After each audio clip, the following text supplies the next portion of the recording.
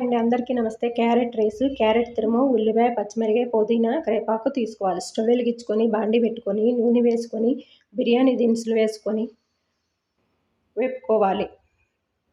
కోసి పెట్టుకున్న ఉల్లిపాయ ముక్కలు, టమాటా ముక్కలు, పచ్చిమిరపకాయ ముక్కలు,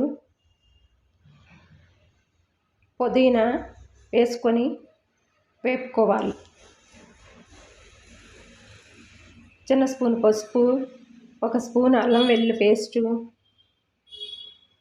1 స్పూన్ సాల్టు వేసుకొని కలుపుకొని